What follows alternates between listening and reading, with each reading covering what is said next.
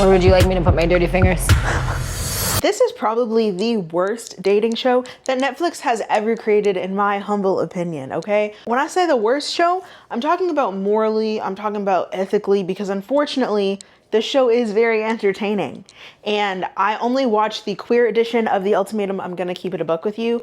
I just can't bring myself to watch the other one. I don't know. I've only watched the queer one. But if you're unfamiliar with the show, I will tell you that it's called The Ultimatum because couples enter this experiment with one partner giving their partner an ultimatum to get married, end their relationship, or, plot twist, you can leave the show with someone else. Leave the show engaged to someone else. So how it works is the couples break up, quote unquote break up, they date each other for about a week, and then at the choice, they choose who it is that they want to enter in their first trial marriage with. They stay in that trial marriage for 3 weeks, then they go to another, I don't know what they call it. I'm gonna just say recoupling. I know that's not this show, but you know what I mean? Where they get to see the person that they entered with because they're not supposed to talk to them within the first 3 weeks of that trial marriage. So after that, there's a whole confrontation, whole big mess that goes down usually. They will go back to their original partners for their second 3-week trial marriage. And then at the end of the 6 weeks of quote unquote marriages, the couples will decide if they are going to get engaged to their original partner, if they're going to potentially leave engaged to the person that they had the first trial marriage with, potentially leave engaged to the person who they met on this show, or leave single. At the end of this experience, I'll either leave here engaged to my partner, I'll leave here alone, or I could even leave here with someone else. Which that one rarely happens. That rarely happens. Personally, I just think the concept of this show is all types of messed up and manipulative, because if the person you're with doesn't want to marry you, they don't want to commit to you in that way, then I think the worst possible thing you can do is bring them on a show where they can cheat, they can dog you out and do all types of for the world to see and for everybody to weigh in on, as we're about to weigh in on this season right now. It feels as if they're trying to bait their partner into doing something they don't want to do instead of just standing on their boundaries and walking away. If you feel the need to issue a marriage ultimatum to your partner, you just need to leave the relationship. You really just need to leave the relationship, in my opinion. Okay, you need to break up. I think that if I had to issue some sort of ultimatum to my partner in order for us to get married, I would have extreme trust and insecurity going into that marriage because I'm just thinking about how that person didn't really want to marry me. But I also think that allowing people to pick who they pursue in the trial marriage is somewhat counterproductive because it allows all the people who do not want commitment to pair up and learn absolutely nothing. Because I think the idea is that you enter into the trial marriage and you realize that like, yeah, I really need to work on myself. I really do want to get married. I think that's the hope, but the way that they set it up doesn't necessarily ensure or even make sure in the slightest that that's what people are there for. But let's get into the absolute mess that is Queer Ultimatum Season 2, Episode 1, because almost 5,000 of y'all voted for this and this is what you wanted to see. We're gonna do it episode by episode. This is episode 1. Let's start with meeting the couples. I'm gonna begin with Dayna, who is 25 years old. She is a Gemini. Damn. And Megan, who is 27 years old and she is a Taurus. They have only been together for a year and a half. What the hell are you doing on this show? It's ridiculous, I think. It's been a year and a half and you're in your early 20s, mid 20s, talking about issuing an ultimatum. Girl, you'll get the off my screen. But Dayna is actually the one who issued the ultimatum. Megan wants marriage, she wants commitment, and she does want Dayna. However, she comes from a traditional Lebanese family where being a part of the LGBTQ+ community is not accepted. I'm not saying that that is the case for all of the Lebanese community. I'm saying that that's the case for her family in particular. Megan says that she is not ready to cut her family off for not fully accepting her and her partner, so Dayna brought her here. Dayna says that if Megan cannot stand up to her parents and demand respect, then she will walk away. This feels icky to me because it's kind of forcing Megan to come out of the closet in a way that she might not be ready for. I understand Dayna does not want to be with somebody who is closeted or whose family is not accepting. You can't force Megan to be that person if she's already not that person. Clock it. And it's only been a year and a half. So it feels crazy to me that you want your partner to cut off the family and go no contact for you. She doesn't really know you like that. And to me, it gives off that she's kind of trying to isolate Megan in a way that feels very uncomfortable. Basura. Next up, we have, not my pants strength lineup. Next up, we have Pilar, who is 29 years old and a Libra, and Hayley, who is also 29 years old and a Taurus, okay? Good match, if I do say so myself. In terms of signs, everything else is up for debate. But they have been together for 10 years. 10 years, that's crazy. And Hayley says that they have been together for more than a third of their lives, which really puts things into perspective for me. I can definitely understand in this situation more so why an ultimatum was issued. I do get that, okay? I think it's still crazy to be on the show. So Hayley is actually the one who issued the ultimatum, and Pilar is hesitant regarding marriage, also similar to Megan, because her family is not very accepting of her sexuality and her life partner. Which I just have to say, I think that's so unacceptable to me in both Megan's instance and Pilar's instance. If your kid is happy, healthy, safe, not harming anyone or themselves, and loved, why do you care the gender of the person they're with? To me, that would be like the last of my concern. There are so many other serious things to be worried about. The gender of the coochie that your kid's gonna be bumping coochies with, not one of them. But also, 10 years is an insane amount of time to be together, and we find out that Hayley was, in my opinion, was actually very graceful and understanding as for the majority of their relationship. Pilar's family did not know they were together. And when Pilar did come out to them, they actually stopped talking to her, so she is completely afraid of losing them if her and Hayley get married, which you've already lost them. They are done with you, right? But I do understand the hesitancy. I think that Pilar's fear is completely fair. It's completely valid. However, it sucks to see how she's limiting the things that she wants out of fear of what her family will think or will say when they've already made it abundantly clear how they feel about her. It just sucks to see her in this position. And Hayley in this position as a result of Pilar's family being quite awful to her. And Pilar has also never been with anyone but Hayley, and Hayley has never been with anyone but Pilar in terms of like girl-on-girl relationship. So Pilar is low-key worried about whether she wants to commit to Hayley without exploring other options. She's worried that she may regret her decision at some point, which feels a little bit shady to me. Feels like she might be here to cheat. Hayley is sick of waiting. I'm very ready to get married and my partner is not, so I'm open to seeing how someone else can show that they are willing to choose me 100%. She loves Pilar, but she wants to move forward with kids, starting life as a married couple, whether that be with Pilar or someone else. And I think that obviously Dayna and Megan and Pilar and Hayley, their situations are kind of mirroring each other, but I would say it's a little bit different because Hayley has been very patient. She has waited 10 years. Dayna's trying to force that in a year. Also, Hayley never gave Pilar any sort of ultimatum regarding her family, being like, yeah, you need to tell your family and like cut them off potentially.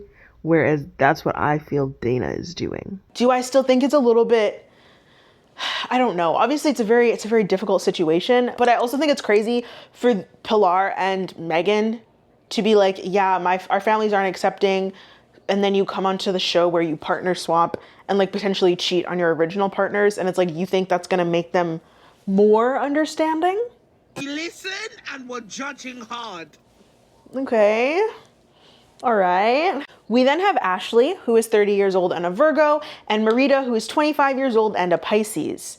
I do not understand why these two are on the show whatsoever. To me, they have no chemistry, and Ashley does not seem to like Marita at all. At all. They have been together for 3 years. So Ashley actually issued the ultimatum to Marita. Ashley says that she wants deeper commitment, and Marita basically says that she cannot marry someone who doesn't meet her needs, which I think is more than fair. To me, she's quite literally asking for the bare minimum level of romance. She wants to be treated on dates. She wants surprises. She wants flowers. She talks about flowers a lot. Flowers are what, $5-6 at the grocery store. Easy to pick those up on your way home from work. Like, I don't know. I don't think she's asking for too much. She's also asking for like a bare minimum level of emotional intimacy, but Ashley, for whatever reason, either cannot provide that or refuses to provide that.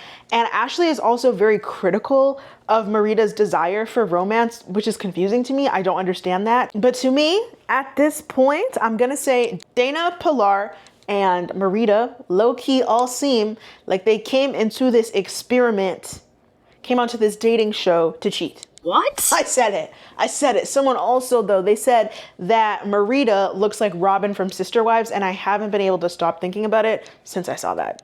Because it's true. She does look like her. Shady. So next up, we have Kyle, who is 30 years old and a Leo, and Bridget, who is 28 years old and an Aquarius. These two, to me, seem to have one of the strongest connections coming into this show, coming into the experiment. I don't know if they call it an experiment, but that's what it feels like to me. Their coupledom seems very wholesome in nature, but also they seem very boring as a couple. Like, I don't know, they just seem boring to me. It's just my take, okay? Kyle issued Bridget the ultimatum, and Kyle says that marriage is very important to her because her parents have a very long-lasting, very healthy, successful marriage, and she wants the same thing. However, Bridget is kind of on the opposite end of that spectrum, where she is not sure that she has ever wanted marriage, and she says that she's in no rush to pursue marriage with Kyle or anyone else, which I think is fair. She says that she doesn't see how a piece of, I also think that Kyle wanting marriage is fair. I want to be clear about that. But she also says that she doesn't see how a piece of paper means that she's giving Kyle a higher level of commitment than she has already given her. And in my mind, these are things that you would have talked about before you enter a long-term relationship. Kyle and Bridget have also only been together for 2.5 years. So to me, seems a little bit weird to be issuing an ultimatum at that point.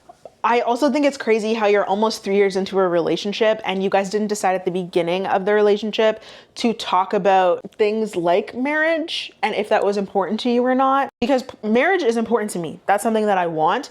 And I'm talking to someone, seeing someone, dating someone. Marriage is not important to them. I'm deading the relationship personally. I'm not pursuing that relationship any further because obviously our morals, our values do not align. And that is going to make for a very chaotic relationship. And it's also always going to feel like one person is bending to the will of the other person. And I think that's just a breeding ground for resentment, personally. That's my opinion. Next couple is AJ, who is a 28-year-old Libra, and Britney, who is a 27-year-old Virgo. They have been together for 5 years. Britney is my personal favorite. She's successful, she's beautiful, she's absolutely gorgeous, she is brilliant, and she is also the issuer of the ultimatum. Marriage is about love. I don't want to waste any more time. You're it. Let's do this. Either you want to marry me or you don't. AJ says that marriage is something that she wants, but she wants to find her own independent success before getting married. She wants to be in a position to provide, and she wants to feel like her and Britney are on equal footing financially before they make that commitment, which I think is fair. I wouldn't want to enter a marriage feeling like I'm on unequal ground with somebody, especially financially, just because, okay, trauma dump of my own. I just feel like I don't want you to be able to hold that over my head. I don't want you to hold that against me, that you make more money than me or that you provide for me. So even if you are the one who's technically the provider, I still want to make sure I have my own so I feel secure in that way.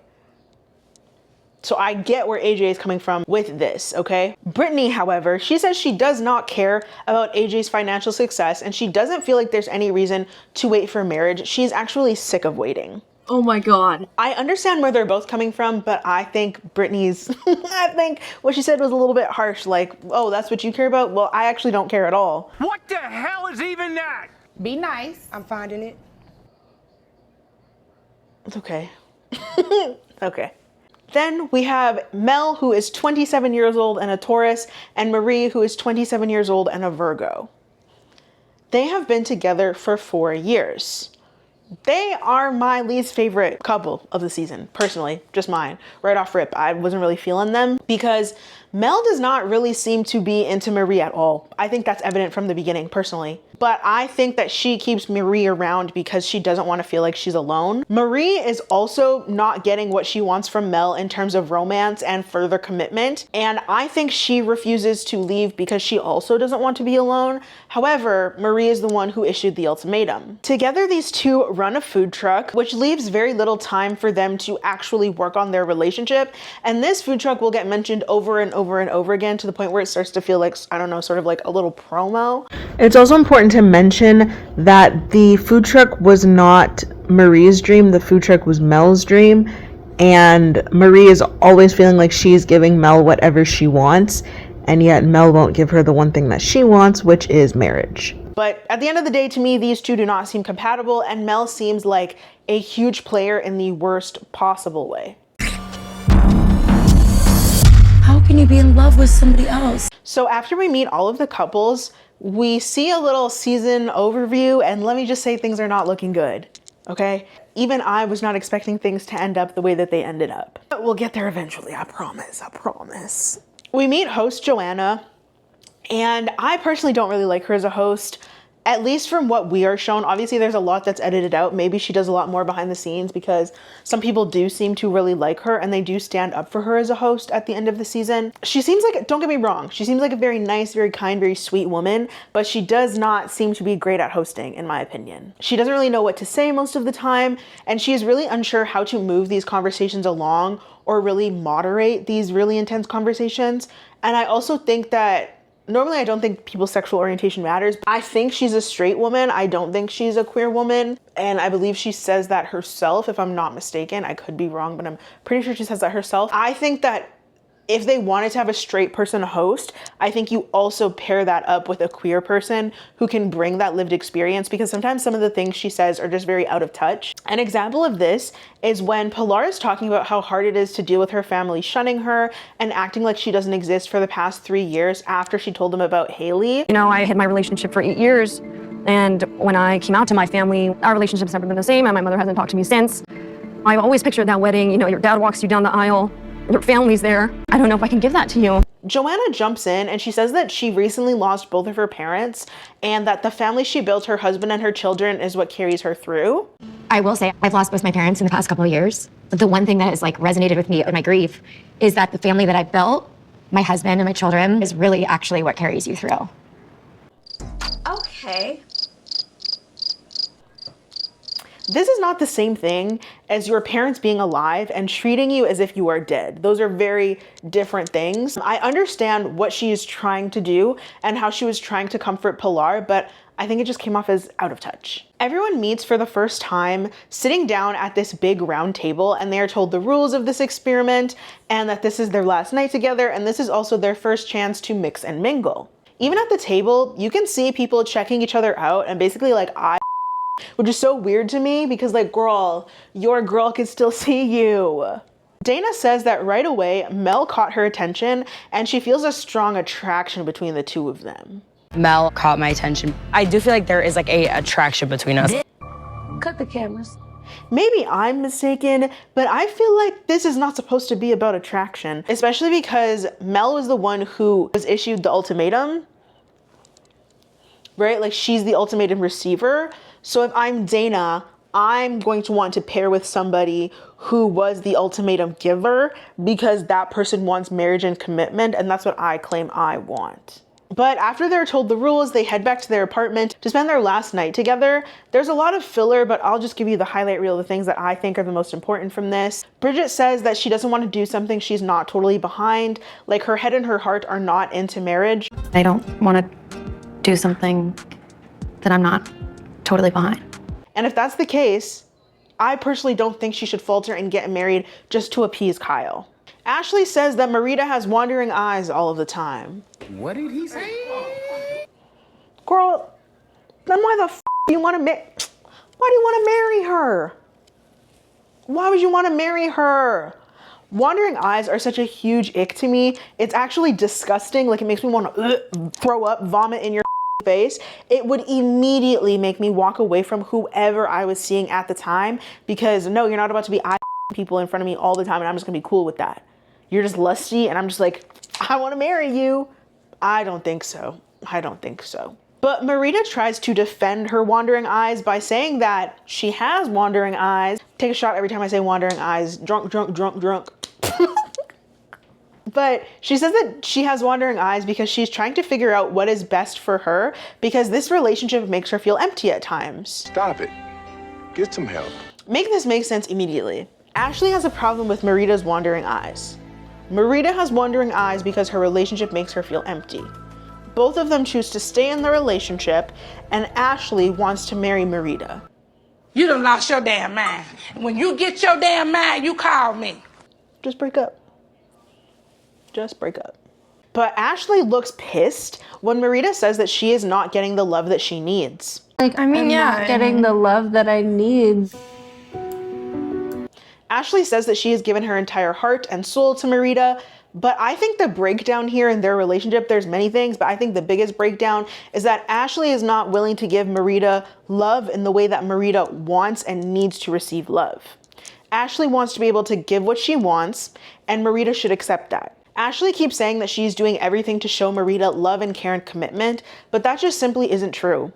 She is doing damn near everything but what Marita asks for. Marie seems way more into Mel than Mel is into her. They actually celebrated their 4-year anniversary the day before. So like, while being in this fuck ass process, I couldn't imagine being like, yeah, happy 4 years, babe. We're gonna break up and I might f somebody else.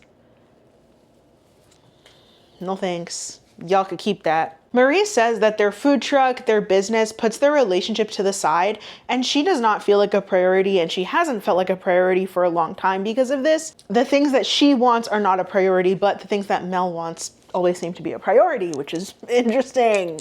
Interesting.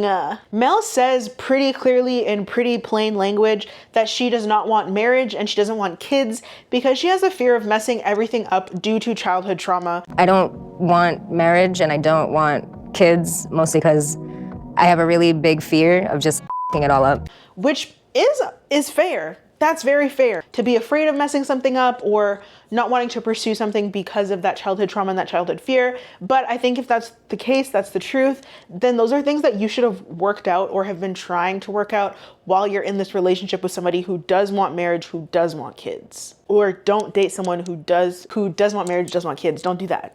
AJ gives the appearance she seems to be pretty devastated to leave Britney, but you'll see that attitude switch up quite quickly. Okay. AJ also has this fear that one day Britney will wake up and no longer want her. She will no longer want to be with her. Basically, she's worried that Britney will see that she is inadequate in many ways and leave her. But I think that this is AJ's own insecurity shining through. I don't think that this actually has anything to do with Britney. But we then head to our first speed dating event on the beach, where everyone will take turns dating each other to hone in on their true connections. But as of right now, everybody is officially quote unquote single, which is weird and icky to me and confusing and also like not true. Like if I would never go on this show, but if I did go on this show and the person be like, yeah, I'm excited to be single, leave me.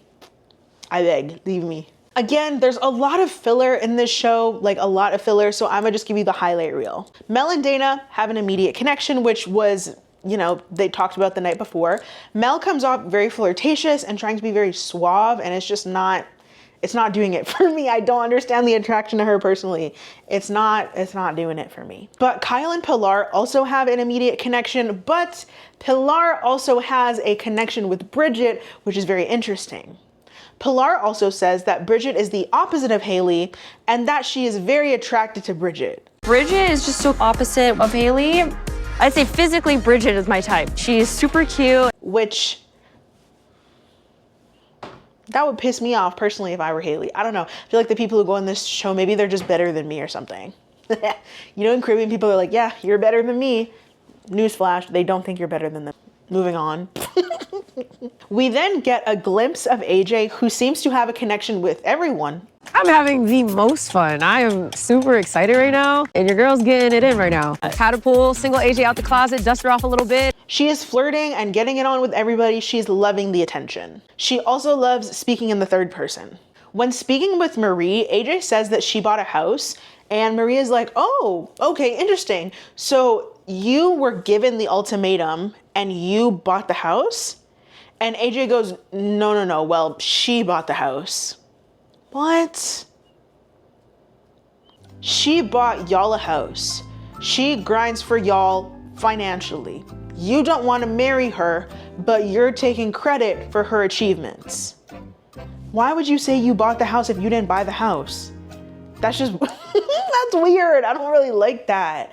Or be like, yeah, we bought the house together, but you said, no, she bought the house. So girl, don't piss me off. Don't piss me off. But Marie quickly tells AJ that it's not a competition because AJ begins to compare her accomplishments to Britney's. She's the doer. It's not a competition. Marie and AJ seem like they could learn a lot from each other. So in an ideal world, they would match up because Marie would push AJ to be better. And I don't know, AJ might push Marie to loosen up or maybe see that like, Mel isn't the girl for you. AJ and Marita's connection, however, seems to be the strongest, And in my opinion, it doesn't seem like they would learn from each other. It does seem like they would just start a whole new relationship and forget their partners from before, okay? Marita then says that she is such a romantic. She once wrote a 96-page love letter. What? Yeah. All right. And I'm talking about 10 pages of notes. That's a lot. 96 pages. So Mel and Britney also have a connection. One to me that seems a little bit more genuine than Dayna and Mel. It seems like Mel could learn a lot from Britney and Britney would push her to grow. But with Dayna, they would hook up and Dayna would just placate Mel's bad behavior. That's what I think. Megan is having a very hard time seeing Dayna with other people. Pilar does not want to bring baggage of her family situation into a marriage. She feels very guilty about not being brave enough to be that person for Hayley. When hearing Kyle talk to other people about why Bridget doesn't want to get married, it's clear she doesn't really understand why Bridget doesn't want to get married, because she claims it's because Bridget is a perfectionist. She's afraid of things going wrong. Meanwhile, Bridget has never said that she wants to be married. So either Bridget is lying or Kyle has fed herself this narrative to justify issuing the ultimatum and trying to change Bridget's mind. After the beach dates, we go to a cocktail party so everybody can keep dating. AJ, again, there's lots of filler. I'm gonna give you the highlight reel. AJ is her normal my God, why is this word hard for me? AJ is her normal flirtatious self. Megan just looks extremely uncomfortable the entire time. Mel and Britney continue to connect and deepen whatever relationship that they started to form at the beach. Mel says that her biggest fear is being confused at the end of this. What I fear most is a little bit of confusion. Switch.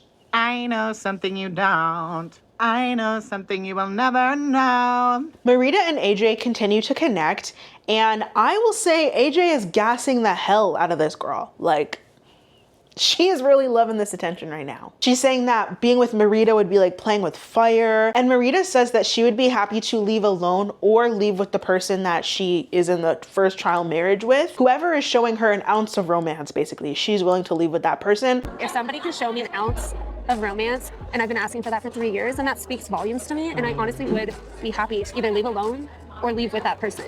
With you, I'm like blown away already. And I think that that scared AJ a little bit, because personally, I don't think that AJ really wants to leave Britney. I think she is just trying to have as much fun in the process as possible while still leaving with her woman. But this conversation with Marita, to me at least, makes it clear that Marita is looking for someone to leave this experience with because Ashley isn't giving her what she wants and hasn't been giving her what she wants for quite some time now. We see Megan and Dayna talk, and Megan says that she's having a hard time. And I think it's been clear that she has been having a hard time from the very beginning. I don't think she wanted to do this. Why she agreed to do this, I don't really know. I don't know why any of the people agreed to do this, but specifically her. Dayna tries to be like, yeah, it's really hard for me too. And she's not having fun either. And that's clearly a lie. She's having a lot of fun. She's enjoying all of this. Megan clocks her on that a little bit. I think I'm just having a hard time opening up.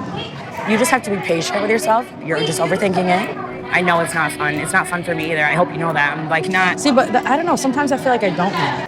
But Dayna doesn't really address any of her concerns or take her seriously in this moment. We see Bridget and Pilar connect some more, and we see Kyle get jealous of that. Kyle is Bridget's original partner. I know there's a lot of names. It's a lot to keep up with. I'm gonna put as many pictures as I can, okay? But please stick with me. It's worth it. I think in this moment, if Bridget and Pilar choose each other, then they may have issues returning to their original relationships and choosing their original partners. I think Kyle knows that like Pilar would kind of give her a run for her money. So she is going to do what she can to make sure that that doesn't happen. We see AJ and Marie connect some more. AJ continues to be very flirtatious, and Britney says that AJ has always been that way, so it's not shocking to see her connect with so many other people. Dayna then pulls Mel for a chat and calls her Trouble. Done with you. Hi, Trouble. How are you? How's your night?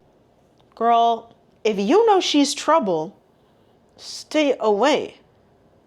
Stay away from her. Dayna straight up tells Mel that she is into her, but she questions if they can grow together. If you're questioning that, then don't be with her unless you are really looking to cheat on your partner. What's not clicking? Like, is this not making sense to anybody?